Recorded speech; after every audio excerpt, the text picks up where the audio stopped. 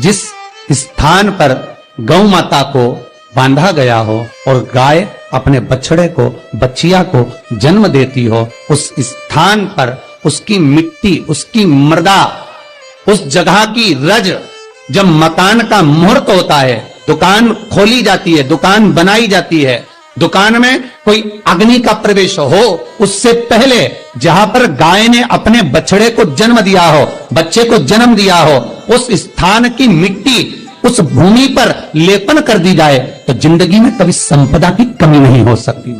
ये दूसरी मृदा स्कंद पुराण वर्णन करती है, धेनु मानस वर्णन करती। दूसरी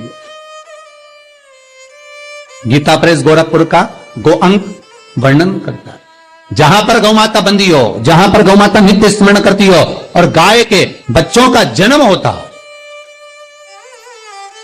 और वो भी देसी गाय, देसी बच्चों को जन्म दे, विदेशी नहीं, जर्सी नहीं, हो देसी बछड़ा हो, देसी ही गाय।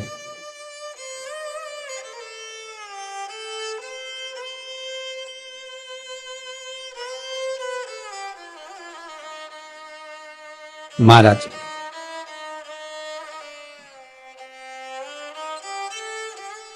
जहां पर गौ माता बंधती हो, गाय अपने बछड़े को जन्म देती हो, गाय अपने बच्चिया को जन्म देती हो, उस जगह की मिट्टी बड़ी प्रबल होती है, बड़ी प्रखर।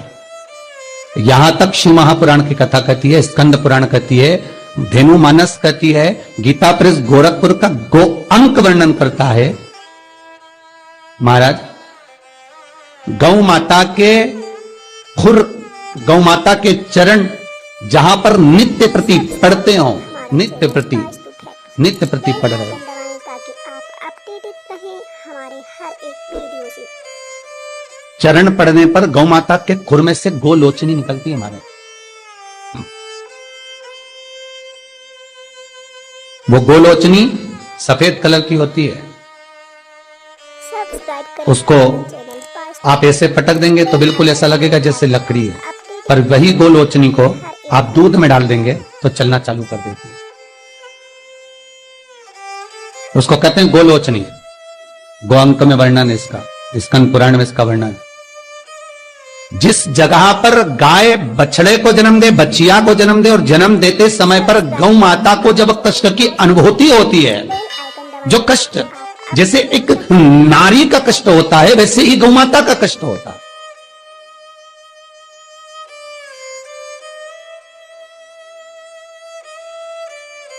और वो कष्ट के समय पर खुर में से गौलोचनी गौ माता के कष्ट को हरने के लिए प्रकट होती है। उस गौलोचनी का जिह्वा से गौ माता चाटन करती है, चाटती है, और चाटने के बाद जो बछड़ा जन्म देती है, उस बछड़े को अपनी जिह्वा से एक बार चाट लेती है। दुनिया में केवल एक गौ माता का बछड़ा ही ऐसा है कि वो गौलोचनी की जिह्वा से चाटने के बाद बछड़ा तुरंत उठ के खड़ा हो जाता है। दुनिया में एक शेर भी अपने बच्चे को जन्म दे, एक चीता भी अपने बच्चे को जन्म दे, भैंस भी अपने बच्चे को जन्म दे, एक कुत्ता भी अपने बच्चे को जन्म दे, दुनिया में कोई अपने बच्चे को जन्म देगा तो बच्चे को उठने में, संभलने में समय लगता है। पर दुनिया में केवल एक गौ माता ऐसी है कि गौ माता अपने बच्चे को जब जन्म देती है, जन्म देने के कुछ देर बाद जब वो गौ लोचनी की जिह्वा से चाट लेती है, बच्चा उठकर खड़ा हो जाता है। दुनिया में केवल एक गौ माता है। गौ लोचनी ढूंढो, हम ये नहीं कहते कि तुम गौ माता के पांव में ढूंढना प्रारंभ कर दो, आप तो मत ढूंढो। गौ लोचनी जहां गिरी है उस रज का भी बड़ा महत्व है, अर्थात गाय ने जहां बछड़े को जन्म दिया उस भूमि पर गौलोचनी पड़ी है, और वो गौलोचनी हमारे जीवन का सुख का अनुभव करा देती है। वो गौलोचनी हमारे जीवन का आनंद का अनुभव करा देती है। इसलिए शास्त्र कहता है कि नई दुकान बन रही हो, नया मकान बन रहा हो, महाराज नई कोई प्रॉपर्टी आपने खरीदी है और उसमें कोई व्यापार चालू करना चाहते हो, तो पहले गाय जहां पर बछड़ा बच्चिया को जन्म दिया हो, भले पहले दिया हो, पर जमीन तो वही है, रस तो वही है, वहां की मिट्टी का लेपन करने से वो सुख, वो आनंद, वो संपदा बढ़ जाती है। यहां तक शिव महापुराण की कथा कहती है, स्कंद पुराण यहां तक कहती है कि मान लो कोई नया मकान आप बना रहे हो और वास्तु वाले को दिखा कर बनाया है, तो भी उसमें कोई कमी अगर रह गई, क्योंकि आज वास्तु वाला नहीं बोलेगा तो 15 दिन बाद दूसरे वास्तु वाले को दिखाओगे, वो कह देगा इसमें ये गलती है, तीसरे वास्तु वाले को लगा वो कह देगा वो गलती है, और जिस वास्तु वाले से मकान बन रहा है वो तो क्या मैंने बढ़िया सब देख के बताया बनाया, एक एक वास्तु के हिसाब से बनाया, तुमने भले वास्तु के हिसाब से बनाया, तुमने भले वास्तु के हिसाब से बनाया, पर चैनल वास्तु जितने वास्तु वालों को बुलाओगे वो कुछ ना कुछ ऐब उसमें निकाल ही देंगे, ये पक्का वीडियो से निकालेंगे।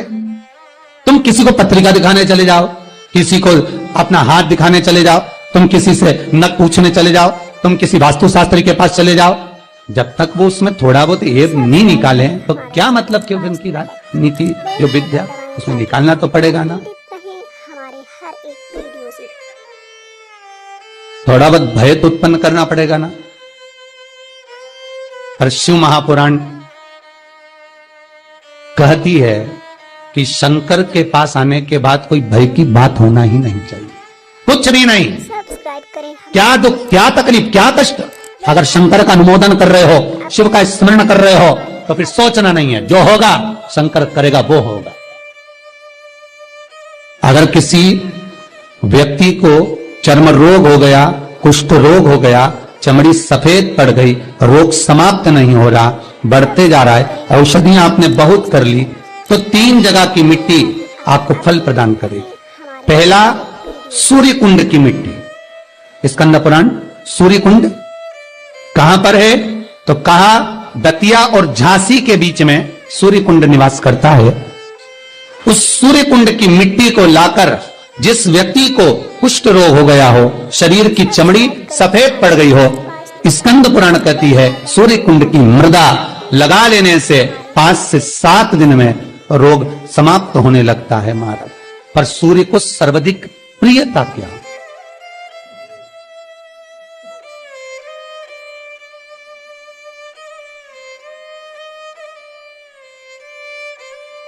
सब्सक्राइब करें हमारा चैनल। सर्वाधिक प्रियता सूर्य को क्या, आप अपडेटेड क्योंकि सूर्य तपता है, तो उस तपन को मिटाने के लिए सूर्य देवता के शरीर पर गाय का घृत मला जाता है।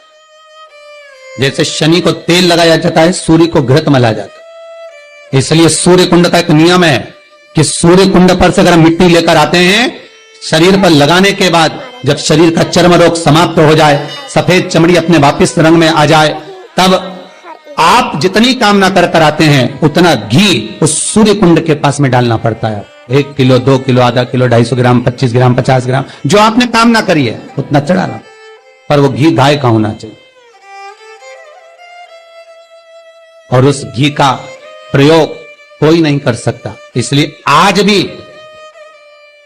स्कंद पुराण में तो केवल सूर्य कुंड का वर्णन है, घृत का वर्णन है, पर स्थान आज भी झांसी और दतिया के बीच में जो सूर्य कुंड विराजमान है, आज भी वहां पर कुंड के पास में एक घी का कुआं है जिसमें घी डाला जाता है, पर उस घी का प्रयोग कोई दुनिया का व्यक्ति नहीं कर सकता। जो करता है वो शरीर में फपोले पड़ जाते हैं और बाद में सड़कर मर जाता है। हमारा channel Vastu fact, bell icon दबाएं ताकि आप अपडेटेड रहें हमारे घृत है, पर गंध नहीं, घृत है। 3 जगह की मृदा जीव को सुख का अनुभव कराती है। पहला सूर्य कुंड। महाराज श्री शिवाय नमस्तुभ्यं, श्री शिवाय नमस्तुभ्यं, श्री शिवाय नमस्तुभ्यं।